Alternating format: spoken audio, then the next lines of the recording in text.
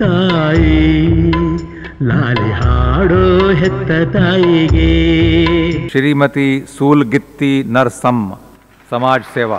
12 ಜನ ಮಕ್ಕಳು, 36 ಜನ ಮೊಮ್ಮಕ್ಕಳನ್ನು ಹೊಂದಿರುವ ಈ ತಾಯಿಗೆ ಈಗಲೂ ಬುದ್ಧಿ ಚುರುಕು. ನೋಡಿ, ನೀವು ಕಾಣ್ಬೋದು, ಅಲ್ಲಿ ನೋಡಿ, ಅಲ್ಲೊಂದು ಪುಟ್ಟದೊಂದು ಇದು ಕಾಣ್ತಾ ಇದೆಯಲ್ಲ, ಸೂರು, ಅದೇ ಸೂಲ್ಗಿತ್ತಿ ನರಸಮ್ಮ ಅವರ ಸಮಾಧಿಯಲ್ಲಿ ಹೋಗೋಣ, ನೋಡೋಣ. ಆ ಪದ್ಮಶ್ರೀ ಅವಾರ್ಡ್ ಅಂದ್ರೆ ಏನಂತ ಗೊತ್ತಿರಲಿಲ್ಲ ಅಂತಹ ಮುಗ್ಧೆ ಅವರು. 1ನೇ ಕ್ಲಾಸ್ ಓದಿಲ್ಲ, ಶಾಲೆಗೆ ಹತ್ತೇ ಇರೋರು, ಅನುಭವದ ವಿಜ್ಞಾನಿ ಆಗಿದ್ರು.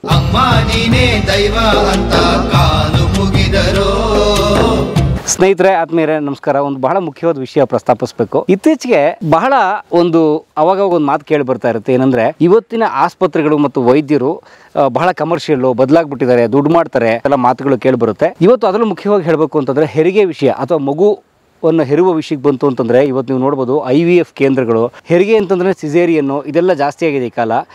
ಬಹುತೇಕ ನನಗನ್ಸೋದು ಈ ಲೈಫ್ ಸ್ಟೈಲ್ ಕಾರಣನೂ ಇರ್ಬೋದು, ಅಥವಾ ಇವತ್ತು ಬರೀ ಒಂದೊಂದೇ ಮಗು ಮಾಡ್ಕೊಳ್ಳೋದ್ರಿಂದ ಭಾಳ ಎಚ್ಚರಿಕೆ ವಹಿಸ್ತಾರೆ ಅಂತ ಕಾಣುತ್ತೆ. ಆದರೆ ಕನ್ನಡ ನಾಡಲ್ಲಿ ಒಬ್ಬರು ಧೀಮಂತ ಮಹಿಳೆ ಇದ್ದರು. ಆ ತಾಯಿ, ಮಹಾತಾಯಿ, ಅಂದರೆ ಸಾವಿರಾರು ಹೆರಿಗೆಗಳು, ಸುಮಾರು 20,000ಕ್ಕೂ ಹೆಚ್ಚು ಹೆರಿಗೆಗಳನ್ನು ನ್ಯಾಚುರಲ್ ಆಗಿ, ಸಹಜವಾಗಿ ಮಾಡಿದಂತಹ ಪ್ರಖ್ಯಾತಿ ಇರೋಂಥವ್ರು. ಎಸ್, ಅವರೇ ನಮ್ಮ ಪದ್ಮಶ್ರೀ ಪುರಸ್ಕೃತೆ, ಪದ್ಮಶ್ರೀ ಪ್ರಶಸ್ತಿ ಪಡೆದಂತಹ ನಮ್ಮ ಸೂಲ್ಗಿತ್ತಿ ನರಸಮ್ಮನವರು. ಹೌದು, ಸೂಲ್ಗಿತ್ತಿ ನರಸಮ್ಮನವರ ಬಗ್ಗೆ ಸಮಗ್ರವಾದ ಒಂದು ಮಾಹಿತಿ ತಿಳ್ಕೊಳ್ಳೋಣ ಅಂತ ನನ್ನ ಆಸೆ. ಈಗ ನಾವು ನಿಂತಿರೋ ಜಾಗ ಸೂಲ್ಗಿತ್ತಿ ನರಸಮ್ಮ ಅವರ ಸಮಾಧಿ ಇರುವಂಥ ಜಾಗ. ಸ್ನೇಹಿತರೆ, ನೋಡಿ, ನೀವು ಕಾಣ್ಬೋದು, ಅಲ್ಲಿ ನೋಡಿ, ಅಲ್ಲೊಂದು ಪುಟ್ಟದೊಂದು ಇದು ಕಾಣ್ತಾ ಇದೆಯಲ್ಲ, ಸೂರು, ಅದೇ ಸೂಲ್ಗಿತ್ತಿ ನರಸಮ್ಮ ಅವರ ಸಮಾಧಿಯಲ್ಲಿ ಹೋಗೋಣ, ನೋಡೋಣ. ಅದಕ್ಕೆ ಮೊದಲು ನಾವು ಬನ್ನಿ ಮೀಟ್ ಮಾಡಿಸ್ತೀನಿ. ನಮ್ಮ ಶ್ರೀರಾಮ್ ಅವರು ಸೂಲ್ಗಿತ್ತಿ ನರಸಮ್ಮ ಅವರ ಮಗ. ಸರ್ ನಮಸ್ತೆ, ಕಲಾ ಮಾಧ್ಯಮಕ್ಕೆ ಸ್ವಾಗತ ತಮಗೆ. ಸರ್ ನಮಸ್ಕಾರ. ಪದ್ಮಶ್ರೀ ಡಾಕ್ಟರ್ ಸೂಲ್ಗಿತ್ತಿ ನರಸಮ್ಮನವರ 12ನೇ ಮಗ ನಾನು. ಸೂಲ್ಗಿತ್ತಿ ನರಸಮ್ಮನವರು ಅವರು 98 ವರ್ಷಗಳ ಕಾಲ ಅವರು ಬದುಕಿದ ಪ್ರತಿಯೊಂದು ದಿನ ಕೂಡ ಸಮಾಜಕ್ಕೆ ಸೇವೆ ಮಾಡಿರೋ ಮಹಾತಾಯಿ. ಅಂತಹ ಅವರ ಏನು ಸೇವೆಯನ್ನು ಜೀವಂತವಾಗಿಡಬೇಕು ಅನ್ನೋ ದೃಷ್ಟಿಯಲ್ಲಿ ಕರ್ನಾಟಕ ರಾಜ್ಯ ಸರ್ಕಾರ ಮತ್ತು ಭಾರತ ಸರ್ಕಾರ ಅನೇಕ ಪ್ರಶಸ್ತಿಗಳನ್ನ ನೀಡಿದ್ದಾರೆ. 9ನೇ ಕ್ಲಾಸ್ ಪಠ್ಯಪುಸ್ತಕದಲ್ಲಿ ಅವ್ರದ್ದು ಪಾಠ ಇದೆಯಾ? ಅನೇಕ ಪಾರ್ಕ್ಗಳಿಗೆ ಅವರು ಹೆಸರಿಕ್ಕಿದ್ದಾರೆ. ಏನು ಕರ್ನಾಟಕ ರಾಜ್ಯ ಸರ್ಕಾರದ ದುಡಿಯುವ ಮಕ್ಕಳ ಶಿಶುಪಾಲನಾ ಕೇಂದ್ರಕ್ಕೆ ಬದಲಾಗಿ ಇವತ್ತು ಇಡೀ ರಾಜ್ಯದಲ್ಲಿ ಸೂಲ್ಗಿತ್ತಿ ನರಸಮ್ಮ ಶಿಶುಪಾಲನಾ ಕೇಂದ್ರ ಅಂತ ಸರ್ಕಾರ ಮಹಿಳಾ ಮತ್ತು ಮಕ್ಕಳ ಕಲ್ಯಾಣ ಇಲಾಖೆಯ ಆಗಿನ ಸಚಿವರಾದ ಶ್ರೀಮತಿ ಜೊಲ್ಲೆ ಅವರು ಆದೇಶ ಮಾಡಿ ಈಗ ಎಲ್ಲ ಶಿಶುಪಾಲನಾ ಕೇಂದ್ರಗಳಿಗೆ ಸೂಲ್ಗಿತ್ತಿ ನರಸಮ್ಮ ಶಿಶುಪಾಲನಾ ಕೇಂದ್ರ ಅಂತ ಮಾಡಿದ್ದಾರೆ. ಪಾವಗಡದಲ್ಲಿ ಹೆರಿಗೆ ಆಸ್ಪತ್ರೆ ಕೂಡ ಸೂಲ್ಗಿತ್ತಿ ನರಸಮ್ಮ ಹೆರಿಗೆ ಆಸ್ಪತ್ರೆ ಅಂತ ಇಕ್ಕಿದ್ದಾರೆ ಪಾವಗಡದಲ್ಲಿ. ಈ ರೀತಿ ಈ ಒಬ್ಬ ವ್ಯಕ್ತಿ ನಿಷ್ಕಲ್ಮಶವಾಗಿ, ಪ್ರಾಮಾಣಿಕವಾಗಿ, ಯಾವುದೇ ಪ್ರತಿಫಲಾಕ್ಷ ಆಸೆ ಇಲ್ಲದಾಗೆ ಸೇವೆ ಮಾಡಿದ್ರೆ ಇಂತಹ ಒಂದು ಗುರುತು ಸಿಗುತ್ತೆ ಅನ್ನೋದಕ್ಕೆ ಸೂಲ್ಗಿತ್ತಿ ನರಸಮ್ಮರು ನಮಗೆ ಸಾಕ್ಷಿ ಆಗ್ತಾರೆ. ಯಾಕಂದರೆ ಅವರು ಯಾವತ್ತೂ ಕೂಡ 98 ವರ್ಷದಲ್ಲಿ ನನಗಿಂತೊಂದು ಅವಾರ್ಡ್ ಸಿಗುತ್ತೆ, ಇಂಥ ಪದ್ಮಶ್ರೀ ಅವಾರ್ಡ್ ಸಿಗುತ್ತೆ, ವಯೋಶ್ರೇಷ್ಠ ಸಮ್ಮಾನ ರಾಷ್ಟ್ರ ಪ್ರಶಸ್ತಿ ಸಿಗುತ್ತೆ, ರಾಷ್ಟ್ರಪತಿ ಅವರು ನನಗೆ ಸನ್ಮಾನ ಮಾಡ್ತಾರೆ, ರಾಜ್ಯೋತ್ಸವ, ಇಂದು ಯಾವುದೇ ಅವಾರ್ಡ್ ಸಿಗುತ್ತಂತ ಅವರು ಊಹೆನೂ ಮಾಡಿಲ್ಲ, ಅಂದ್ಕೊಂಡಿರಲಿಲ್ಲ. ಆ ಪದ್ಮಶ್ರೀ ಅವಾರ್ಡ್ ಅಂದರೆ ಏನಂತ ಗೊತ್ತಿರಲಿಲ್ಲ. ಅಂತಹ ಮುಗ್ಧೆ ಅವರು. ಅಂತಹ ಮುಗ್ಧೆ ಅವರು ಪ್ರಾಮಾಣಿಕವಾದ ಅವರು ಮಾಡಿದ ಸೇವೆಗಳಿಗಾಗಿ ಅವನ್ನೆಲ್ಲ ಅಷ್ಟು ಅವಾರ್ಡ್ಗಳು ಅವ್ರನ್ನ ಹುಡ್ಕೊಬಂದು ಅವ್ರಿಗೆ ತಲುಪಿದ್ದಾಯಿತು. ಅದೇ ರೀತಿ ಕೂಡ ಸರ್ಕಾರ ಕೂಡ ಅವರ ಸೇವೆನ ಭಾಳ ಸಾಕಷ್ಟು ಗುರುತಿಸಿ ಈ ರೀತಿ ಅವರಿಗೆ ಒಂದು ಪ್ರತ್ಯೇಕವಾದ ಒಂದು ಜಾಗ ನಿಗದಿ ಮಾಡಿ ಇಲ್ಲಿನ ಮಂತ್ರಿಗಳು, ಆಗಿನ ಸಂಸದರು ಮತ್ತು ಶಾಸಕರು ಕೂಡ ಇವರು ಇದನ್ನು ಪ್ರವಾಸ ಕೇಂದ್ರ ಮಾಡಬೇಕು ಅನ್ನೋ ದೃಷ್ಟಿಯಲ್ಲಿ ಈ ಆಗಿನ ಮಹಾನಗರ ಪಾಲಿಕೆ ಆಯುಕ್ತರು ಭೂಪಾಲನರು, ಮಹಾನಗರ ಪಾಲಿಕೆ ಆಯುಕ್ತರು ಶಿಸ್ತಿನ ಸಿಪಾಯಿ ಅವರು, ಭಾಳ ಒಳ್ಳೆಯ ದಕ್ಷ ಅಧಿಕಾರಿ ಭೂಪಾಲನ್ ಅವರು 25 ಲಕ್ಷ ಈ ಗದ್ದಿಗೆಗೆ ಅನೌನ್ಸ್ ಮಾಡಿ ಅಲ್ಲಿ ಒಂದು ಬೋರ್ ಹಾಕ್ಸ್ಕೊಟ್ರು, ಅಲ್ಲಿ ಪಂಪು ಮೋಟ್ರ್ ಹಾಕ್ಸ್ಕೊಟ್ಟಿದ್ದಾರೆ, ಇವೆಲ್ಲ ಬಾತ್ರೂಮ್ ಕಟ್ಸ್ಕೊಟ್ಟಿದ್ದಾರೆ. ಯಾರಾದರೂ ಏನು ಭಕ್ತರು ಬರ್ತಿರ್ತಾರೆ ಅವ್ರಿಗೆ ಉಪಯೋಗಕ್ಕೆ ಅವ್ರು ನೀರಿನ ಟ್ಯಾಂಕ್ ಕಟ್ಸ್ಕೊಟ್ಟಿದ್ದಾರೆ. ಇಲ್ಲಿ ನಮ್ಮ ಇಸ್ಲಾಂ ಜನಾಂಗದ ಅಲ್ಲು ಬಲ್ಲು ಅಂತೇಳಿ ಅಜ್ಜಿ ಭಕ್ತರು ಅವರು ಈ ನೆರಳನ್ನ ಅವರು ಹಾಕ್ಸ್ಕೊಟ್ಟಿರೋದು. ಇದು ಈ ಸೂರು ಹಾಕ್ಸಿರೋದು ಅವರು ಮುಸಲ್ಮಾನರು, ಜಮೀರ್ ಮತ್ತು ಮುಂದಿನ ಅಂತ ಅಣ್ಣ ತಮ್ಮಂದರು, ಅವ್ರ ಜೋಡಿ ಮಕ್ಕಳು, ಅವರು ಇದನ್ನು ಹಾಕ್ಸ್ಕೊಟ್ರು. ಈ ರೀತಿ ಇದನ್ನು ಅಜ್ಜಿ ಭಕ್ತರು ಯಾರಿಗೂ ಒಳ್ಳೇದಾಗಿದೆ ಅಂಥೇಳಿ ಈ ಟೈಲ್ಸ್ ಎಲ್ಲ ಹಾಕ್ಕೊಟ್ಟಿದ್ದಾರೆ. ಈ ಟೈಲ್ಸ್ ಎಲ್ಲ ಅವ್ರು ಹಾಕ್ಕೊಟ್ರು. ಈ ರೀತಿ ಇಡೀ ನಾಡು ಮತ್ತು ದೇಶ ಪದ್ಮಶ್ರೀ ಡಾಕ್ಟರ್ ಸೂಲ್ಗಿತ್ತಿ ನರಸಮ್ಮನವ್ರನ್ನ ಗುರುತಿಸಿದೆ. ಒಂದನೇ ಕ್ಲಾಸು ಓದಿಲ್ಲ ಅವರು, ಒಂದನೇ ಕ್ಲಾಸು ಓದಿಲ್ಲ, ಶಾಲೆ ಮೆಟ್ಲೆ ಇಡಿಲ್ಲ, ಶಾಲೆಗೆ ಹತ್ತೇ ಇರೋರು, ಅನುಭವದ ವಿಜ್ಞಾನಿ ಆಗಿದ್ರು. ಹೌದಾ? ಅವರು ಅನುಭವ ಏನಿತ್ತು, 98 ವರ್ಷಗಳ ಕಾಲ ಅವರು ಆ ಕೆಲಸ, ಆ ಹೆರಿಗೆ ಕಾಯಕದಲ್ಲಿ ಏನು ಅವರು ಅದು ತೊಡಗಿಸ್ಕೊಂಡಿದ್ರು, ಆ ತೊಡಗಿಸ್ಕೊಂಡಿರೋದ್ರಿಂದ ಅವ್ರು ಏನು ಹೆರಿಗೆ ಮಾಡ್ತಾ ಹೊಟ್ಟೆ ಮೇಲೆ, ಆ ಗರ್ಭಿಣಿ ತಾಯಿ ಹೊಟ್ಟೆ ಮೇಲೆ ಇವ್ರು ಕೈಗೆ ಬಿಟ್ರೆ ಆ ಕೈಗೆ ಗೊತ್ತಾಗೋದು ಆ ಹೊಟ್ಟೆಲಿರೋ ಮಗ ಗಂಡ ಹೆಣ್ಣ ಅಂತ. ಅಷ್ಟು ಅನುಭವ ಅವರಿಗೆ, ಆ ಎಕ್ಸ್ಪೀರಿಯನ್ಸ್ ಅನ್ನೋದು ಅಷ್ಟು ಇತ್ತು ಸೂಲ್ಗಿತ್ತಿ ನರಸಮ್ಮ. ನಾಡಿ ಮಿಡಿದಲ್ಲೇ ಗೊತ್ತಾಗ್ಬಿಡೋದು ಅವ್ರಿಗೆ, ನಾಡಿ ಮಿಡಿದಲ್ಲೇ ಗೊತ್ತಾಗೋದು, ಆ ಕೈಗೆ ಗೊತ್ತಾಗುತ್ತೆ. ಅಷ್ಟು ಎಕ್ಸ್ಪೀರಿಯನ್ಸ್ ಒಳಗಡೆ ಗಂಡು ಮಗ ಇದ್ದರೆ ಹೆಂಗೆ ಏನಂತ ಆ ದೇಹದ ಅಚ್ಚರಿಯ ಮತ್ತು ಇದನ್ನೆಲ್ಲ ನೋಡಿಕೊಂಡು ಅಷ್ಟು ಸ್ಪಷ್ಟವಾಗಿ ಹೇಳ್ತಾ ಇದ್ರು. ಅಷ್ಟು ಅನುಭವ ಅವ್ರಿಗೆ ಆ ಎಕ್ಸ್ಪೀರಿಯನ್ಸಿಂದ ಎಲ್ಲರಿಗೂ ಈ ರೀತಿ ಅವರ ತಾರೆ ಹೆರಿಗೆ ಮಾಡೋರಿಗೆ ಅವರು 180 ಜನ ಅವ್ರ ಶಿಷ್ಯಂದ್ರು ಇರ್ತಾರೆ. ಅವ್ರಿಗೆಲ್ಲ ಪಾಠ ಮಾಡುವಾಗ ಅವ್ರಿಗೆಲ್ಲ ಈ ವಿಷಯದ ಬಗ್ಗೆ ಹೇಳುವಾಗ, ಈ ಹೆರಿಗೆ ಅಂತ ಸಂದರ್ಭದಲ್ಲಿ, ಹೆರಿಗೆ ಮಾಡೋ ಸಂದರ್ಭದಲ್ಲಿ ನಮ್ಗೆ ಏಕಾಗ್ರತೆ ಬಹಳ ಮುಖ್ಯ ಅನ್ನೋದ್ರ ಬಗ್ಗೆ, ಆ ಕಾನ್ಸಂಟ್ರೇಷನ್ ಬಗ್ಗೆ ಅವ್ರದೇ ಭಾಷೆಯಲ್ಲಿ ಏಕಾಗ್ರತೆ ಅನ್ನೋ ಪದ ಬಳಸಿ ಅವ್ರಿಗೆ ಹೇಳ್ತಿದ್ರು. ಆ ಟೈಮಲ್ಲಿ ನಮ್ಗೆ ಏನೇ ಅವಸರ ಇದ್ದರೂ, ಊಟ ಹಸಿವಾಗಿದ್ರು ಕೂಡ ನಾವು ಊಟ ಕೂಡ ಮಾಡಬಾರ್ದು. ಆ ಕೆಲಸ ಕಾರ್ಯ ಮುಗಿಯೋವರೆಗೂ ನಾವು ಯಾರು ಹೆರಿಗೆ ಕೂತ್ಕೊಂಡಿರ್ತೀವಿ, ಕೆಲಸ ಮಾಡ್ತಿರ್ತೀವಿ, ನಮ್ಮ ಎಲ್ಲ ಇದನ್ನ ಬಿಟ್ಟು ಅಲ್ಲಿ ಆ ಏಕಾಗ್ರತೆ ವಹಿಸ್ಕೊಂಡ್ರೆ ಮಾತ್ರ ಆ ಮಗು ಯಾವುದೂ ಅಪಾಯ ಇಲ್ದಂಗೆ, ತೊಂದರೆ ಇಲ್ದಂಗೆ ನಾವು ಹೊರಗಡೆ ಸರಕ್ಕೆ ಸಾಧ್ಯ ಆಗುತ್ತೆ. ಮತ್ತು ನಾವು ಕೈ ಚಳಕ ಆಗಲಿ, ನಾವು ಹೊರಗಡೆ ಮಗು ತಿರುಗುವಾಗ ನಮ್ಮ ಕೈಗಳು ಹೆಂಗೆ ಇಟ್ಕೋಬೇಕು, ಯಾವ ಹೊಟ್ಟೆ ಮೇಲೆ ಏನು ಸ್ಟೆಪ್ ಆಗಬೇಕು ಅಂತ ಪ್ರತಿಯೊಂದು ಆ ಡಾಕ್ಟ್ರು ನರ್ಸ್ಗಳು ಕಳಿಸ್ಕೊಟ್ಟಂಗೆ ಇವ್ರದೇ ಆದ ಒಂದು ತಂಡ ಇತ್ತು. ಆ 180 ಜನಕ್ಕೂ ಇವರು ಕಳಿಸ್ಕೊಟ್ಟಿದ್ದಾರೆ. ಅಂದರೆ 180 ಜನ ಶಿಷ್ಯರು ಇದ್ದಾರೆ, ಈಗಲೂ ಇದ್ದಾರೆ. ಅವರು ಇವರೆಲ್ಲ ಕೆಲಸ ಮಾಡ್ತಾರಾ? ಅವ್ರು ಕೆಲಸ ಮಾಡ್ತಿದ್ದಾರೆ. ಈಗ ಹಳ್ಳಿಗಳಲ್ಲಿ ಏನಾಗಿದೆಯಪ್ಪ ಅಂದರೆ, ಈಗೆಲ್ಲ ಈ ಸಿಟಿ ವಾತಾವರಣಕ್ಕೆ ಹೊಂದ್ಕೊಂಡ್ಬಿಟ್ಟು ಬೇಗ ಆಂಬ್ಯುಲೆನ್ಸ್ ಬಂದ್ಬಿಡುತ್ತೆ, ಕರ್ಕೊಂಡು ಹೋಗ್ತಾರೆ. ಅವ್ರಿಗೆ ಬಿಡೋದೇ ಇಲ್ಲ, ಈಗ ನೋವು ತಿನ್ನೋಕ್ಕೆ ಬಿಡಲ್ಲ, ಮತ್ತು ಹೆರಿಗೆ ಮಾಡಿಸೋ ಹೆಣ್ಮಕ್ಳಿಗೆ ಬಿಡಲ್ಲ. ಆದರೆ ಅಮ್ಮ ಒಂದು ಮಾತು ಹೇಳ್ತಿತ್ತು, ಹೆರಿಗೆ ಅನ್ನೋದು ಪ್ರಕೃತಿಯ ಪ್ರಕ್ರಿಯೆಯ ಸಹಜವಾದ ಪ್ರಕ್ರಿಯೆ. ಈಗ ನಾವು ಹೆತ್ತ ಮಗ ಅಂತ ನಾವು ಕರಿಬೇಕಪ್ಪ ಅಂದ್ರೆ, ನನ್ನ ಹೆತ್ತ ಮಗ ಅಂತ ನಾವು ಕರಿತೀವಿ. ಆ ಹೆರಕ್ಕೆ ನಾವು ಬಿಟ್ಬಿಡ್ಬೇಕು ಅವ್ರನ್ನ. ಯಾವುದು ರಿಸ್ಕ್ ಇಲ್ದಂಗೆ ಹೆರಕ್ಕೆ ನಾವು ಯಾವ ಬಿಡ್ತೀವಿ, ಹೆರಕ್ಕೆ ಬಿಟ್ಟ ತಕ್ಷಣ ಆಟೋಮೆಟಿಕ್ ಅವ್ರಿಗೆ ಪ್ರಕೃತಿಯ ಶಕ್ತಿಗೆ ಬಂದ್ಬಿಡುತ್ತೆ, ಹೆರಿಗೆ ಆಗ್ಬಿಡುತ್ತೆ. ಅದಕ್ಕೆ ಅವಕಾಶನೇ ಕೊಡ್ದಂಗೆ ನಾವು ಸಿಸರಿನ್ ಮಾಡ್ತಾ ಇದ್ದೀವಿ. ಸಿಸರಿನ್ ಯಾವಾಗ ಮಾಡಬೇಕು, ಯಾಕೆ ಮಾಡಬೇಕು, ಅಂತಹ ಕಷ್ಟದಲ್ಲಿದ್ದಾಗ ಮಾತ್ರ ಸಿಸರಿನ್ ಮಾಡಬೇಕು. ಈಗ ಸಿಸರಿನ್ ಎಲ್ಲನೂ ಸಿಸರಿನೇ ಮಾಡ್ತಾ ಇದ್ದೀವಿ. ಹೆರಿಗೆ ಮಾಡೋಕ್ಕೆ ಬಿಡ್ತಾ, ಹೆರಿಗೆಗೆ ಅವಕಾಶನೇ ಕೊಡ್ತಾ ಇಲ್ಲ, ನ್ಯಾಚುರಲ್ ಡೆಲಿವರಿಗೆ ಅವಕಾಶನೇ ಕೊಡ್ತಾ ಇಲ್ಲ. ಈ ಸಹಜ ಹೆರಿಗೆಗೆ ನಾವು ಅವಕಾಶ ಕೊಡಬೇಕು. ಆ ತಾಯಂದ್ರಿಗೆ ಅಮ್ಮ ಹೇಳ್ತಿದ್ದ ಮಾತು, ತಾಯಂದ್ರಿಗೆ ಏನು ಹೆರಿಗೆ ನೋವಿದೆಯಲ್ಲ, ಅದು ನೋವಲ್ಲ, ಅವ್ರ ಖುಷಿ, ಅದು ಸ್ವರ್ಗದ ಸುಖ ಸಿಗುತ್ತೆ ಅವ್ರಿಗೆ. ಆ ಸ್ವರ್ಗದ ಸುಖವನ್ನು ನಾವು ತಪ್ಪಿಸ್ತಾ ಇದ್ದೀವಿ. ಆ ಹೆಣ್ಣು ಮಕ್ಕಳು ಏನು ಹೆರಿಗೆ ನೋವು ಅಂತ ನಾವು ಅವ್ರಿಗೆ ಭಯ ಹುಟ್ಟಿಸ್ತಾ ಇದ್ದೀವಿ. ಆ ಭಯ ತಪ್ಪು ಕಲ್ಪನೆ ಮಾಡಬಾರ್ದು, ತಪ್ಪು. ಅವ್ರಿಗೆ ಪ್ರತಿಯೊಂದರಲ್ಲೂ ಕೂಡ ಹೆರಿಗೆ ಅಂದ ತಕ್ಷಣ ಭಯ ಹುಟ್ಟಿಸಿ ಅಡ್ವಾನ್ಸ್ ಆಗಿ ಅವ್ರಿಗೆ ನಾವು ತೋರಿಸ್ಬಿಟ್ಟು, ಆ ಸ್ವರ್ಗದ ಸುಖ ಇರ್ತದು. ಹೆರಿಗೆ ಇರುವಾಗ ಸ್ವಲ್ಪ ಕಷ್ಟ ಇದ್ದೇ ಇರುತ್ತೆ. ಆ ಹೆರಿಗೆಯನ್ನು ಅನುಭವಿಸಿದ ಮೇಲೆ ಆ ಮಗು ಹೊರಗಡೆ ಬಂದಾಗ ಒಂದು ಸ್ವರ್ಗದ ನೋವು ಸುಖ ಅವ್ರಿಗೆ ಸಿಗುತ್ತಿತ್ತು. ಆ ಮಗು ಕಂಡಾಗ ಮತ್ತು ಹೆರಿಗೆ ಆ ಮಗು ಹೊರಗಡೆ ಹೋದಾಗ ಅಷ್ಟು ಅವ್ರಿಗೆ ಅಷ್ಟು ಸುಖ ಸಿಗುತ್ತು. ಅದು ಎಷ್ಟೋ ಜನ ಯಾರು ಹೆರಿಗೆ ಸಹಜ ಹೆರಿಗೆ ಹೆಣ್ಮಗಳು ನೀವು ಕೇಳ್ರಿ ಬೇಕಾದ್ರೆ, ಅದು ಸ್ವರ್ಗ ಸುಖ ಸಮಾನ ಅಲ್ಲ ಅಂತ ಹೇಳಿ ನನ್ನ ಎದುರಿಗೆ ಅಂತ TV 9 ಒಬ್ಬ ಡಾಕ್ಟ್ರಿಗೆ ಪ್ರಶ್ನೆ ಮಾಡಿದರು. ಹೇಳ್ರಿ, ನೀವು ಇದು ಆಪ್ರೇಷನ್ ಮಾಡೋದು ತಪ್ಪಿದು, ಎಲ್ಲದೂ ಯಾವುದು ಕಷ್ಟದಲ್ಲಿರೋದು ಮಾಡಿ, ಎಲ್ಲಕ್ಕೆ ಯಾಕೆ ಮಾಡ್ತೀರಿ, ಎಲ್ಲದಕ್ಕೂ ಆಪ್ರೇಷನ್ ಮಾಡಬೇಡ್ರಿ, ಅವ್ರಿಗೆ ಸಹಜ ಹೆರಿಗೆ ಕೊಡಿ, ಆ ಸುಖ ಅನುಭವಿಸ್ಲಿ ಅವರು. ಇವತ್ತು ಯಾವುದು ತಾಯಿ ನಾನು ಹೆತ್ತ ಮಗ ಅಂತ ಹೇಳ್ಕೊಳಕ್ ಆಗ್ತಾ ಇಲ್ಲ, ಸಿಸರಿನ್ ಮಗ ಅಂತ ಹೇಳ್ಕೋಬೇಕೆ ಹೊರತು ನಾನು ಹೆತ್ತ ಮಗ ಅಂತ ಎಲ್ಲಿ, ನಾನು ಅನುಭವಿಸಿದ್ದೀನಿ, ನಾನು ಹೆರಿಗೆ ಅನುಭವಿಸಿದ್ದೀನಪ್ಪ ಅಂತ ಹೇಳ್ಕೊಳಕ್ಕೆ ಅವಕಾಶ ನೀವು ಕೊಡ್ತಾ ಇಲ್ವಲ್ಲ. ಸಿನಿಮಾದಲ್ಲಿ ಡೈಲಾಗ್ ಬರುತ್ತಲ್ಲ, ನಿನ್ನ ಹೆತ್ತು 9 ತಿಂಗಳು ಹೆತ್ತು ಹೊತ್ತು ಕಷ್ಟಪಟ್ಟು ಹೆತ್ತಿದ್ದೀನಿ ಅನ್ನೋಕ್ಕೆ ಚಾನ್ಸೇ ಇಲ್ಲ. ಈಗ ಕೊನೆದು ಹೆತ್ತಿದ್ದೀನಿ ಅನ್ನೋ ಮಾತು ತೆಗೆದಾಕ್ಬಿಡ್ಬೇಕು, ನಾನು ನಿನ್ನ ಹೊತ್ತು ಸಿಸೇರಿಯನ್ ಮಾಡಿಸ್ತಿದ್ದೀನಿ. ಅದನ್ನ ನೀವು ಅಂತಹ ತಾಯಿಯ ಸಂಬಂಧ ನೀವು ದೂರ ಮಾಡ್ತಿದ್ದೀರಿ ಅಂತ ಅವ್ರು ಹೇಳೋರು.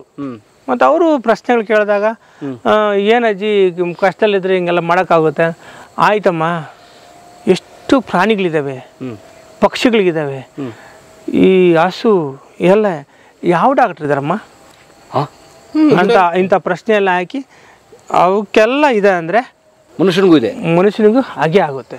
ನಾವು ಸುಲಗಿತ್ತರ ಸಪೋರ್ಟ್ ಮಾಡಿ ಯಾವ್ದು ರಿಸ್ಕ್ ಇರುತ್ತೆ ಅದನ್ನ ತೆಗಿಬೇಕು, ನಮ್ಮ ಜವಾಬ್ದಾರಿ, ಅದವ್ರ ಕೆಲಸ, ಅದು ನಮ್ಮ ಕೆಲಸ. ಅದು ಬಿಟ್ಟು ನಾವು ತೆಗಿಯೋದು ಬಿಟ್ಬಿಟ್ಟು ಆಪ್ರೇಷನ್ ಮಾಡ್ತೀವಲ್ಲ ಅಂತ ಹಿಂಗೆ ಅವರು ಹೇಳೋ ಕೆಲವು ಮಾತುಗಳು ಜ್ಞಾಪಿಸ್ಕೊತಿದ್ರು. ಎಲ್ಲ ಟಿ ವಿಗಳಲ್ಲೂ ಕೂಡ ಅವ್ರದ್ದು ಓಪನ್ ಆಗಿ ಯಾರು ಬಂದರು ಸ್ವತಃ ಡಾಕ್ಟರ್ಸೇನೆ ಪಾಪ ಅಜ್ಜಿ ನೀವು ಕಾಲಿಗೆ ಬಿದ್ದು ನಮಸ್ಕಾರ ಮಾಡ್ಕೊಂಡು ಹೋಗೋರು ಬಂದರೆ ಎಲ್ಲ ಡಿಸ್ಕಷನ್ ಟಿ ವಿಯಲ್ಲಿದ್ದಾಗ ಹಂಗೆ ಬಂದು ಹೋಗೋರು. ಮನೆಗಳಿಗೆ ಬಂದು ಎಷ್ಟೋ ಜನ ಡಾಕ್ಟರ್ಸ್ ಎಲ್ಲ ಮಾತಾಡ್ತಿದ್ರು. ಏನು ಹಳ್ಳಿಗಾಡಿನಲ್ಲಿ ಏನು ಕರ್ನಾಟಕದಲ್ಲಿ ತುಮಕೂರು ಜಿಲ್ಲೆ ಪಾವಗಡ ಅಂತ ಒಂದು ಗಡಿನಾಡು ನಕ್ಸಲೈಟ್ ಏರಿಯಾ, ಅದು ಒಂದು ಕಡೆ ತೋಳುಗಳು ಬಂದು ಭಯ ಹುಡ್ಸಿರೋ ಏರಿಯಾ. ಒಂದು ಸಾರಿ ಭೀಕರ ಬರಗಾಲ ಬಂದು ಸುಮಾರು 26,000 ಕುಟುಂಬಗಳು ಬೆಂಗಳೂರಿಗೆ ವಲಸೆ ಹೋಗಿ ಇವತ್ತು ಬೆಂಗಳೂರು ವಲಸೆ ಜೀವನ ಮಾಡ್ತಿರೋ ಪರಿಸ್ಥಿತಿ. ಅಂಥ ಕಟ್ಟೆಟ್ಟಿನ ಗಡಿನಾಡು ಪ್ರದೇಶ ಅದು. ಆ ಕಡೆ ಆಂಧ್ರ, ಮಧ್ಯದಲ್ಲಿ ಕರ್ನಾಟಕ. ಆಂಧ್ರ ಮತ್ತು ಕರ್ನಾಟಕ ಎರಡೂ ರಾಜ್ಯದಲ್ಲೂ ಕೂಡ ಫೇಮಸ್ ಆಗ್ತಾರೆ ಇವರು ಎರಡೂ ಕಡೆ ಈ ಹೆರಿಗೆ ಕೆಲಸದಲ್ಲಿ ತೊಡಗಿಸ್ಕೊಂಡಿದ್ದಕ್ಕೆ. ಅವ್ರು ಮೂಲತಃ ಪಾವಗಡ ಅದು ಕರ್ನಾಟಕನೇ. ತಿಮ್ಮೆನಾಯಕನಪೇಟೆಯಲ್ಲಿ ಬಾವಮ್ಮ ಮತ್ತು ಕದಿರಪ್ಪನ ಮಗಳಾಗಿ ಹುಟ್ಟಿದ್ದು. ಬಾವಮ್ಮ ಮತ್ತು ಕದಿರಪ್ಪನ ಮಗಳಾಗಿ 1920 ಜೂನ್ 16ನೇ ತಾರೀಕು ಹುಟ್ಟಿದ್ದು. ಇವರು ನಿಖರವಾದ ಡೇಟ್ ಸಿಗೋ ಕಾರಣ ಅವ್ರ ತಮ್ಮ ಮಿಲ್ಟ್ರಿ ಕೊಲ್ಲಪ್ಪ ಅವರು ಮಿಲ್ಟ್ರಿಗೆ ಸೇರಿ ಸರ್ಕಾರಿ ಆರ್ಮಿಯಲ್ಲೆಲ್ಲ ಇದ್ದು ಬರ್ತಾರೆ. ಅವರು ಈ ಎಲ್ಲ ಅವರ ಅಣ್ಣ ತಮ್ಮ ಅಕ್ಕ ತಂಗಿಯದೆಲ್ಲ ಡೇಟು ಸ್ಪಷ್ಟವಾಗಿ ಬರೆದಿರ್ತಾರೆ. ಅವ್ರು ಕೊಟ್ಟಿರೋ ಡೇಟು 1920 ಜೂನ್ 16 ಸೂಲ್ಗಿತ್ ನರಸಮ್ಮ ಅವ್ರದ್ದು ಹುಟ್ಟಿದ ದಿನ. ಅಂದರೆ ಈ ಕರೆಕ್ಟ್ 102 ವರ್ಷ ಅಜ್ಜಿ ಇದ್ದಿದ್ರೆ 102 ವರ್ಷ ಅಜ್ಜಿ ಇದ್ದಿದ್ರೆ ಹೌದು ನೋಡಿ. ಆ ಬಾವಮ್ಮನ ಅಮ್ಮ ಮರಿಗಮ್ಮ ಅಂತ ಇವ್ರ ಅಜ್ಜಿ, ಸೂಲ್ಗಿತ್ ನರಸಮ್ಮ ಅವ್ರ ಅಜ್ಜಿ ಮಲ್ಗಮ್ಮ ಅಂತ. ಅವರು ಎಲ್ಲ ಸೂಲ್ಗಿತ್ತಿ ಕೆಲಸ ಕಲ್ತಿರ್ತಾರೆ. ಆಗಿನ ಕಾಲದಲ್ಲಿ ಆಯಮ್ಮ ಫೇಮಸ್. ಯಾರು? ಮರಿಗಮ್ಮ ಅಂದರೆ ಅಜ್ಜಿ ಇವ್ರ ಅಜ್ಜಿ ಸೂಲ್ಗಿತ್ತಿ ನರಸಮ್ಮ ಅವ್ರ ಅಜ್ಜಿ. ಅವರು ಫೇಮಸ್ ಆಗಿ ಹೆರಿಗೆ ಮಾಡ್ತಿದ್ರು. ಆ ಅಜ್ಜಿ ಯಜಮಾನರಲ್ಲ ಒಬ್ಬಳೇ, ಹಂಗಾಗಿ ಈ ಮಗಳ ಮನೆಯಲ್ಲಿ ಬಾವಮ್ಮನ ಮನೆಯಲ್ಲಿ ಇರ್ತಾಳೆ. ಈ ಮಗಳನ್ನ ಈ ಸೂಲ್ಗಿತ್ತಿ ನರಸಮ್ಮನ ಚಿಕ್ಕ ಮಗು ನೋಡ್ಕೊಂಡು ಇದ್ದೇ ಇರ್ತಾಳೆ. ಅವರಲ್ಲಿ ಯಾರಾದರೂ ಹೆರಿಗೆ ಮಾಡೋಕ್ಕೆ ಹೋದರೆ ಈ ಮಗುನ ಕರ್ಕೊಂಡು ಹೋಗ್ತಿರ್ತಾರೆ. ಆ ಮಗುನ ನೋಡೋಕ್ಕೆ ಎಲ್ಲರೂ ಹೆರಿಗೆ ಮಾಡೋ ಹೆಣ್ಮಕ್ಳು ಮಕ್ಕಳು ಬಿಡೋಲ್ಲ. ಆದರೆ ಈ ಸೂಲ್ಗಿತ್ತಿ ನರಸಮ್ಮಗೆ ಒಂದು ಅವಕಾಶ ಏನಪ್ಪ ಅಂದರೆ, ಇಲ್ಲಮ್ಮ ನನ್ನ ಮಗಳು ಬಾವಮ್ಮ ಎಲ್ಲ ಕೆಲಸಕ್ಕೆ ಹೋಗಿದ್ದಾಳೆ, ಇವರು ನಾನು ನನ್ನ ಜೊತೆಗೆ ಇರ್ಬೇಕಂತಾಗ ಅವ್ರ ಜೊತೆಗಿದ್ದರೆ ನಾನು ಹೆರಿಗೆ ಮಾಡ್ತೀನಿ ಅನ್ನೋ ಥರ ಕಂಡೀಷನ್ ಮಾಡೋರು. ಹಾಗಾಗಿ ಸೂಲ್ಗಿತ್ತಿ ನರಸಮ್ಮ ಚಿಕ್ಕ ಮಗು, ಒಂದು 3-4 ವರ್ಷದ ಮಗುನೇ ಜೊತೆಗೆ ಹೋಗೋದು ನೋಡ್ಕೊಳ್ಳೋದು ಅನುಕೂಲ ಆಗುತ್ತೆ. ಅಲ್ಲಿ ಅಜ್ಜಿ ಒಂದು 5-6 ಕಡೆ ಹೆರಿಗೆ ಮಾಡಿದೆಲ್ಲ ನೋಡಿಕೊಂಡು ಹೊರಗಡೆ ಬಂದು ಹೆಣ್ಮಕ್ಳ ಜೊತೆಗೆ ಹೆರಿಗೆ ಆಟ ಆಡ್ತಿದ್ರು. ಬಂದು ಚಿಕ್ಕ ಮಕ್ಕಳ ಹೆರಿಗೆ ಆಟ, ಒಂದು ಸುತ್ತಲೂ ಒಂದು ಬಟ್ಟೆ ಇಟ್ಕೊಳ್ಳೋಕ್ಕೆ ಒಂದು 4 ಜನ ಹೆಣ್ಮಕ್ಳು, ಒಂದು ಮಗು ಒಂದು ತಂದೆ ಅಂತ ಹೋಟೆಲ್ ಇಟ್ಕೊಂಡು ನನಗೆ ಹೆರಿಗೆ ನೋಗುವಂತ ಹೇಳೋದು. ಅಷ್ಟು ದೂರದಿಂದ ಮರಿಗಮ್ಮಜ್ಜಿ ಬರ್ತಿದ್ರೆ ಆ ಮರಿಗಮ್ಮಜ್ಜಿನ ವೇಷನೇ ನರಸಮ್ಮ ಹಾಕೋರು. ಅವಾಗ ಹಾಕೋರು ಹೆರಿಗೆ ಮಾಡೋಕ್ಕೂ ಒಂದು ಆಟ ಆಡಿ ಎಲ್ಲ ಕೆಳಗಡೆ ಒಂದು ಸ್ವಲ್ಪ ಹೊತ್ತಾದ್ಮೇಲೆ ಆ ಮಗು ಕಿರಿದಂಗೆ, ಆಮೇಲೆ ಸ್ವಲ್ಪ ಹೊತ್ತಾದ್ಮೇಲೆ ಇವರು ಒಂದು ಗುಂಡ್ಕಲ್ ತೆಗೆದು ನಿನ್ನ ಮಗು ನಿನ್ನ ಗಂಡಂತರ ಇದೆ ಅಂತ ಇವ್ರು ಹೇಳೋದು. ಇದೊಂದು ಆಟ ಆಗ್ತಿತ್ತು. ಇದೊಂದು ಆಟ. ಆ ಆಟ ಆವಾಗ ಏನು ಚಿಕ್ಕ ಮಗು ಆಗಿ ಆಡಿದ ಆಟ ಅಲ್ಲಿ ನೋಡೋದು, ಇಲ್ಲಿ ಆಡೋದು. 12ನೇ ವರ್ಷಕ್ಕೆ ಮದುವೆ ಆಗುತ್ತೆ. 12ನೇ ವರ್ಷಕ್ಕೆ ಮದುವೆ ಆಗುತ್ತೆ. ಮದುವೆ ಆದ ಒಂದು 2 ವರ್ಷ ತವ್ರ ಮನೇಲಿ ಇರ್ತಾರೆ. ಆಗಿನ ಕಾಲದಲ್ಲಿ ಮೆಚ್ಯೂರಿಟಿ ಮೈನರ್ದಂಗೆ ಆಗದಂಗೆ ಗಂಡು ಮನೆ ಕಳಿಸ್ತಿರ್ಲಿಲ್ಲ, ಕಳಿಸ್ಬೋದು. ಹಂಗಾಗಿ ಆ 2 ವರ್ಷನ ಸ್ವತಃ ಅಣ್ಣಪ್ಪರು ಅವ್ರ ತವ್ರ ಮನೇಲಿದ್ದು ಅವ್ರ ಮನೆಯಲ್ಲಿ ಇರ್ತಾರೆ. ಅಣ್ಣಪ್ಪ ಅಂದರೆ ಇವ್ರು ನರಸಮ್ಮ ಅವ್ರ ಗಂಡ. ಪಾವಗಡ ಪಕ್ಕದಲ್ಲಿ ಕೃಷ್ಣಾಪುರ ಇವ್ರದ್ದು. ಅವರು ತಿಮ್ಮನಾಯಕನಪೇಟೆ ಅಜ್ಜಿ ಊರು. ಇವರು ನಡ್ಕೊಂಡೋಗಿ ಬರ್ತಿರ್ತಾರೆ ಡೈಲಿ. ಆಮೇಲೆ ಕೊನೆಗೆ 2 ವರ್ಷ ಅಲ್ಲೇ ಇದ್ದು ಆಮೇಲೆ ಪ್ರಸ್ತ ಆದಮೇಲೆ ಇವ್ರ ಮನೆಗೆ ಕರ್ಕೊಂಬರ್ತಾರೆ, ಅಣ್ಣಪ್ಪವ್ರ ಮನೆಗೆ. ಅಲ್ಲಿ ಇವ್ರ ಮನೆ ಏನು ಅಣ್ಣಪ್ಪ ಅವ್ರ ಅಕ್ಕಂದು ಅಂದರೆ ಇವ್ರಿಗೆ ಚಿಕ್ಕಮ್ಮ ಆಗಬೇಕಾಗುತ್ತೆ. ಆ ಚಿಕ್ಕಮ್ಮನಿಗೆ ಇವ್ರಿಗೆ ಏನು ಕಾಲೋನಿಯಲ್ಲಿ ಎಲ್ಲರೂ ಕೆಲಸಕ್ಕೆ ಹೋಗಿರ್ತಾರೆ, ಯಾರು ದೊಡ್ಡವರೆಲ್ಲ. ಕನುಮಕ್ಕ ಅಂತ ಆಮೇಲೆ ಹೆರಿಗೆ ನೋವು ಕಾಣಿಸ್ಕೊಳುತ್ತೆ. ಗಂಡನ ಅಕ್ಕ. ಗಂಡ ಕಾಣಿಸ್ಕೊಂಡಾಗ ಆವಾಗ ಈ ಯಾರು ದೊಡ್ಡವರು ಇರಲ್ಲ, ಇವ್ರಿಗೂ ಚಿಕ್ಕವ್ರು ಇನ್ನೂ. ಆವಾಗ ಮಕ್ಕಳನ್ನೆಲ್ಲ ಕರ್ಕೊಂಡೋಗಿ ಹೆರಿಗೆ ಮಾಡ್ಸೋಕೆ ಹೋಗ್ತಾರೆ. ಅಯ್ಯೋ ಬೇಡ ಯಾರು ದೊಡ್ಡವನು ಕರಿ ಅಂದಾಗ ಎಲ್ಲರೂ ಕೆಲಸಕ್ಕೆ ಹೋಗಿದ್ದೆ ನಾನೇ ಮಾಡ್ತೇನೆ ಅಂದಾಗ ಆವಾಗ ಇವರು ಸುಲ್ಗಿತ್ ನರಸಮ್ಮ ಅವರು ಅವ್ರಿಗೆ ಮೊದಲನೇ ಹೆರಿಗೆ ಮಾಡಿಸ್ತಾರೆ. ಓ, ಅದು ಮೊದಲು ಹೆರಿಗೆ. ಇವರು ಸುಲ್ಗಿತ್ ನರಸಮ್ಮರಿಗೆ ಮೊದಲನೇ ಹೆರಿಗೆ, ಅದು 1-2 ಆಗಿರುತ್ತೆ ಟೈಮ್ಗೆ. ಇವ್ರು ಮಾಡೋದು ಮೊದಲನೇ ಹೆರಿಗೆ. ಅದೇ ನರಸಮ್ಮ ಅವ್ರು ಮಾಡಿಸಿದ ಮೊದಲು ಹೆರಿಗೆ. ಮೊದಲನೇ ಹೆರಿಗೆ. ಎಷ್ಟು ವಯಸ್ಸು ಅವ್ರಿಗೆ ಈಗ? ಒಂದು 20 ವರ್ಷ 21 ವರ್ಷ ಆಗಿರುತ್ತೆ. 20ನೇ ವಯಸ್ಸಿಗೆ ಮೊದಲನೇ ಹೆರಿಗೆ ಮಾಡಿಸ್ತಾರೆ. ಆವಾಗ ಹೆರಿಗೆ ಮಾಡಿದ್ಮೇಲೆ ಕಣ್ಮಕ್ಕ, ಅಮ್ಮ ನಿನ್ನ ಕೈ ಒಳ್ಳೆ ಕೈಗುಣ, ನೀನು ನೋಡು ಎಷ್ಟು ಚೆನ್ನಾಗಿ ಸಲೀಸಾಗಿ ಹೆರಿಗೆ ಮಾಡಿದ್ಯಾ ಅಂತ, ಈ ಕೆಲಸ ನೀನು ಮಾಡಿ ಬಿಡಬೇಡ ಅಂತ ಹೇಳ್ತಾರೆ. ಇವರು ಆವಾಗಲಿಂದ ಅದನ್ನು ಮುಂದುವರ್ಸ್ಕೊಂಡು ಹೋಗ್ತಾರೆ. ಎಲ್ಲದು ಇದನ್ನ ಒಂದಾದ್ಮೇಲೆ ಎಲ್ಲ ಕಡೆನೇ ಕಿರಿ ಹೆರಿಗೆ ಮಾಡೋ ಕೆಲಸ ಅಲ್ಲಿ ಪ್ರಾರಂಭ ಮಾಡ್ತಾರೆ. 20ನೇ ವಯಸ್ಸಿಗೆ ಹೆರಿಗೆ ಮಾಡಿಸೋಕೆ ಪ್ರಾರಂಭಿಸುವಂಥ ಮಹಾತಾಯಿ ಇವರು. ಅಷ್ಟೊತ್ತಿಗೆ ಇವ್ರ ಮಕ್ಕಳಿತ್ತ ಆ ವಯಸ್ಸಿಗೆ ಇವ್ರಿಗೆ? ನರಸಮ್ಮ ಇರ್ಬೋದು, ಒಂದು ಮಗಳು ಇರಬಹುದು. ಓಕೆ. ಮತ್ತೆ ಇವ್ರು 12 ಜನ ಮಕ್ಕಳಾಗ್ತಾವಲ್ಲ. ಯಾರಿಗೆ? ನರಸಮ್ಮ ಅವ್ರಿಗೆ 12 ಜನ ಮಕ್ಕಳು, ಇವರು 12ನೇವರು. 12 ಜನ ಮಕ್ಕಳು. ಒಂದು ಕೆಲವು ಟೈಮಲ್ಲಿ ಯಾರಾದರೂ ಸುಮಾರು 7-8 ಹೆರಿಗೆಗಳನ್ನ ಇವ್ರ ಅಜ್ಜಿ ಮರ್ಗಮ್ಮನೆ ಮಾಡಿಸ್ತಾರೆ. ನರಸಮ್ಮಂಗೆ ಅಜ್ಜಿ ಮರ್ಗಮ್ಮನೆ ಮಾಡಿಸ್ತಾರೆ. ಮರ್ಗಮ್ಮ ಒಂದ್ಸರಿ ಮಿಸ್ ಆಯ್ತಾ ಬರೋದಪ್ಪ ಅಂದರೆ ಇವರೇ ಹೆಣ್ಮಕ್ಳನ್ನ ಕೂರಿಸ್ಕೊಂಡು ಸ್ವಂತ ಇವ್ರ ಹೆರಿಗೆ ಹೆಂಗೆ ಮಾಡ್ಕೋಬೇಕು ಇವರೇ ಮಾಡ್ಕೊಂಡು ಸೆಲ್ಫ್ ಆ ರೀತಿ ಅವ್ರಿಗೆ ಅದು ಅವ್ರಿಗೆ ಅವರು ಮಾಡ್ಕೊಳ್ಳೋಷ್ಟು ಅವ್ರಿಗೆ ಅದ್ರ ಐಡಿಯಾ, ಆ ನೈಪುಣ್ಯತೆ, ಇದು ಹಿಂಗಾದ್ರೆ ಹಿಂಗಂತ ಇರೋಕೆ ಸಪೋರ್ಟ್ ಇರೋಕೆ ಇಟ್ಕೊಂಡು ಇದು ಮಾಡೋರು. ಮರ್ಗಮ್ಮ ಅಜ್ಜಿಗೆ ವಿಷಯ ಗೊತ್ತಾಗಿ ನಾನು ಬಂದೇ ಇಲ್ಲ ಹೆರಿಗೆ ಹೆಂಗಾಯ್ತು ಅಂತ ಅವರು ಹೆರಿಗೆ ಆದಮೇಲೆ ಬರೋರು. ಹಿಂಗೆಲ್ಲ ಅದು ನಡೆದೋಗ್ತಿತ್ತು. ಗಂಡನ ಮನೆಯಿಂದ ಒಂದಷ್ಟು ವಯಸ್ಸಾದಮೇಲೆ ತವ್ರ ಮನೆಗೆ ಹೋಗ್ತಾರೆ. ಆ ತವ್ರ ಮನೆ ಹೆಣ್ಮಕ್ಳು ಹೆರಿಗೆ ಆಟ ಆಡ್ತಿರ್ತಾರೆ. ಹೆರಿಗೆ ಆಟ ನೋಡಿ ಹೋಗಿದ್ವಿ, ಅದು ಮೊದಲ ಕಾಲದಿಂದ ಬಂದಿರೋ ಆಟ ಇದು, ನಾನು ಆಡಿದ್ದೀನಿ ಅಂದ್ಕೊತಾರೆ. ಆ ಆಟ ಸ್ಟಾರ್ಟ್ ಮಾಡಿದ್ದು ಇವ್ರು ಅಂತ ಇವ್ರಿಗೆ ಗೊತ್ತಿಲ್ಲ. ಹಂಗೆ ಇನ್ವಾಲ್ವ್ಮೆಂಟ್ ಇವ್ರದ್ದು. ಈ ಹೆರಿಗೆ ಆಟ ಆಡೋ ಮಕ್ಕಳು ನೋಡಿ, ಹೆರಿಗೆ ಆಟ ಆಡ್ತಿದ್ರಲ್ಲ ನೀವು, ನಿಮ್ಗೆ ಯಾರು ಕಳಿಸ್ಕೊಟ್ರು ಅಂತ ಎಲ್ಲ ಕೇಳ್ತಾರೆ. ಕೇಳಿಸ್ಕೊಟ್ರೆ ಅವ ಒಂದು ಮಾತು ಹೇಳಿದ್ರೆ ಇವರು ಕೂಡ ಮನಸ್ಸಲ್ಲಿ ಇದು ಯಾವುದೋ ಮೊದಲ ಕಾಲದಿಂದ ಆಡ್ಕೊಂಡು ಬಂದಿರೋ ಆಟ ನಾನು ಆಡಿದ್ದೀನಿ ಅಂದ್ಕೊಳ್ಳೋ ಥರ ಅಂದ್ಕೊಂಡಿರ್ತಾರೆ. ಆ ರೀತಿ ಅವರ ಮುಗ್ಧತೆ, ಎಲ್ಲ ವಿಷಯದಲ್ಲೂ ಮುಗ್ಧತೆ ಆಗಿರ್ತಾರೆ. ಹೆರಿಗೆ ವಿಷಯದಲ್ಲಿ ಮಾತ್ರ ಹೆಣ್ಮಗಳು ಗರ್ಭಿಣಿ ಸ್ತ್ರೀ ಆದಾಗಲಿಂದ ಏನು ತಿನ್ನಬೇಕು ಏನು ತಿನ್ನಬಾರ್ದು, ಹೆಂಗೆ ಮಲಗಬೇಕು ಹೆಂಗೆ ಮಲಗಬಾರ್ದು, ಆ ಗರ್ಭಿಣಿ ಸ್ತ್ರೀಗೆ ಯಾವ ರೀತಿ ನೀವು ಯೋಚನೆ ಮಾಡ್ತಿರ್ತೀರಿ. ಈಗ ಹೆಣ್ಣುಮಕ್ಳು ಏನು ಮಾಡ್ತಿರ್ತವೆ, ಗರ್ಭಿಣಿ ಸ್ತ್ರೀ ಎಲ್ಲ ಅಜ್ಜಿ ಹತ್ರ ಸುತ್ತಮುತ್ತಲು ಕೂತ್ಕೊಂತಾರೆ. ಏನು ಅಜ್ಜಿ ಒಳ್ಳೆ ಮಕ್ಳು ಹುಟ್ಟಬೇಕು, ನಾವೇನು ಮಾಡಬೇಕು, ನಮಗೆ ನನ್ನ ಮಗ ರಾಜ್ನಂಗೆ ಇರಬೇಕು ಹಂಗೆ ಅಂತ ಹೇಳ್ತಾ ಇರ್ತಾರೆ. ನೀವು ಒಳ್ಳೆ ಮಕ್ಕಳು ನಿಮ್ಗೆ ಆಗ್ಬೇಕಪ್ಪ ಅಂದರೆ ಒಳ್ಳೆ ಇದನ್ನು ಯೋಚನೆ ಮಾಡಬೇಕು. ಫಸ್ಟ್ ನೀವು ಒಳ್ಳೆ ಯೋಚನೆ ಮಾಡಬೇಕು, ಆಮೇಲೆ ಒಳ್ಳೆ ವಿಷಯಗಳನ್ನ ಮಾತಾಡಬೇಕು, ಆಮೇಲೆ ಒಳ್ಳೆ ಕೆಲಸಗಳನ್ನ ನೀವು ಮಾಡಬೇಕು ಅಂತ ಆ ಗರ್ಭಿಣಿ ಸ್ತ್ರೀಗೆ ಅಜ್ಜಿ ಹೇಳ್ತಾರೆ. ಏನಜ್ಜಿ ಒಳ್ಳೇದು ಕೆಲಸ ಏನು ಮಾಡೋದು, ಒಳ್ಳೆ ಕೆಲಸ ಅಂದರೆ ಹೆಂಗೆ, ಪೂಜೆ ಮಾಡ್ಕೊಂಡ್ರಣ, ಇಲ್ಲಾಂದರೆ ಯಾರಾದರೂ ಒಳ್ಳೆ ಊಟಗಳು ಅಡುಗೆ ಮಾಡೋಣ, ಯಾವುದು ಒಳ್ಳೆ ಕೆಲಸ ಅಂದಾಗ, ಹಂಗಲ್ಲಮ್ಮ ಒಳ್ಳೆ ಕೆಲಸ ಅಂದರೆ ನಿಮ್ಮ ಮನೆ ಮುಂದೆ ಕಸ ಗುಡಿಸಿದಿರಿ, ಆ ಗುಡಿಸಿದ ಕಸನ ತಿಪ್ಪೆ ಗುಂಡಿಗೆ ಹಾಕಿದ್ರೆ ಒಳ್ಳೆ ಕೆಲಸ, ಅದು ಒಳ್ಳೆ ಕೆಲಸ. ಅದು ಬಿಟ್ಟು ಪಕ್ಕದ ಮನೆಗೆ ಹಾಕಿದ್ರೆ ಕೆಟ್ಟ ಕೆಲಸ. ನೋಡಮ್ಮ, ಈ ಕೆಲಸ ನೀವು ಮಾಡಬೇಕು. ಒಳ್ಳೆ ಕೆಲಸ ಅಂದರೆ ಹಂಗೆ, ಕೆಟ್ಟ ಕೆಲಸ ಅಂದರೆ ಹಿಂಗೆ. ಇದು ಒಳ್ಳೆಯದು ಯೋಚನೆ ಮಾಡಬೇಕು, ಒಳ್ಳೆಯದು ಮಾತನಾಡಬೇಕು, ಒಳ್ಳೆ ಕೆಲಸ ಮಾಡೋದು ನಿಮ್ಮ ಜವಾಬ್ದಾರಿ. ಯಾವಾಗ ನೀವು ಒಳ್ಳೇದು ಯೋಚನೆ ಮಾಡ್ತಿರ್ತಾರೆ, ಆ ಬೆಳೆಯುವ ಮಗು ಮೇಲೆ ಅದು ಪರಿಣಾಮ ಬೀರುತ್ತೆ. ಯಾವಾಗ ನೀವು ಒಳ್ಳೇದು ಮಾತಾಡ್ತಿರ್ತೀರಿ, ಆವಾಗ ಕುಟುಂಬದೆಲ್ಲ ನಿಮಗೆ ಬೆಂಬಲ ಇರುತ್ತೆ. ಯಾವಾಗ ನೀವು ಒಳ್ಳೆ ಕೆಲಸ ಮಾಡ್ತಿರ್ತೀರಿ, ನಿಮ್ಮ ಆರೋಗ್ಯ ಚೆನ್ನಾಗಿರುತ್ತೆ. ಹಂಗಾಗಿ ನಿಮ್ಮ ಹುಟ್ಟೋ ಮಗು ಚೆನ್ನಾಗಿರ್ಬೇಕು ಹೋದರೆ ಈ 3 ಪ್ರಕ್ರಿಯೆಗಳು ನೀವು ಮಾಡಬೇಕು ಅಂತೇಳಿ ಗರ್ಭಿಣಿ ಸ್ತ್ರೀಗೆ ಸೂಲ್ಗಿತ್ ನರಸಮ್ಮವ್ರು ಹೇಳ್ತಿದ್ರು. ಆಮೇಲೆ ಎಷ್ಟೋ ಗರ್ಭಿಣಿ ತಂದೆ ತಾಯಿಗಳು ಅಜ್ಜಿ ಕಥೆಗಳು ಕೇಳೋಕ್ಕೆ ಇಷ್ಟಪಟ್ಟು ಬರ್ತಿದ್ರು.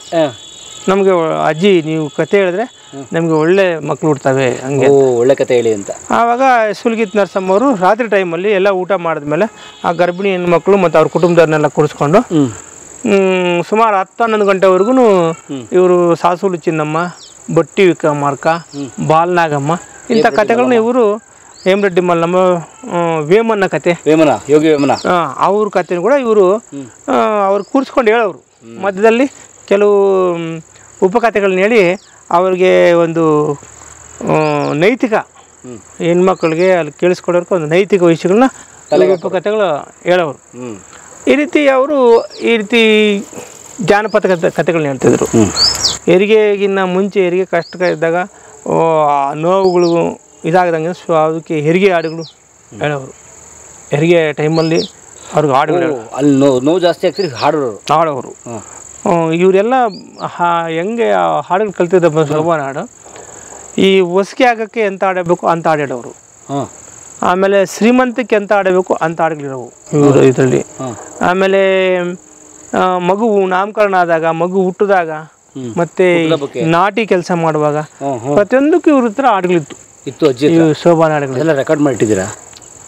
ಈ ಎಲ್ಲ ಈ ಆಗಿನ ಕಾಲದಲ್ಲಿ ಯಾರು ರೆಕಾರ್ಡ್ ಮಾಡ್ತಾರೆ? ನಾವು ಒಂದು ಚಂದ್ರ ಟಿವಿಯಲ್ಲಿ ಕೆಲವು ಹಾಡುಗಳು ರೆಕಾರ್ಡ್ ಮಾಡಿದ್ರು.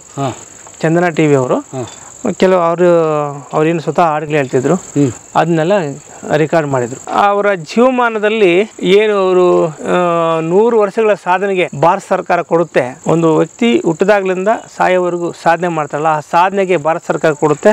ಅದನ್ನ ವಯೋಶ್ರೇಷ್ಠ ಸಮ್ಮಾನ್ ಅಂತ. ವಯೋಶ್ರೇಷ್ಠ ಸಮ್ಮಾನ್ ಅಂತ ರಾಷ್ಟ್ರಪತಿ ಪ್ರಶಸ್ತಿ ಇದು. ರಾಷ್ಟ್ರಪತಿ ಪ್ರಶಸ್ತಿ. ಪದ್ಮಶ್ರೀ ಬಿಟ್ಟು ಒಂದು ಜೀವಮಾನದ ಮನುಷ್ಯ ಹುಟ್ಟಿದಾಗ್ಲಿಂದ ಸಾಯೋವರೆಗೂ ಏನು ಸಾಧನೆ ಮಾಡ್ತಾನೆ ಅದನ್ನ ಪರಿಗಣಿಸಿ ವಯೋಶ್ರೇಷ್ಠ ಸಮ್ಮಾನ್ ಅಂತೇಳಿ ರಾಷ್ಟ್ರಪತಿ ಅವಾರ್ಡ್ ಕೊಡ್ತಾರೆ.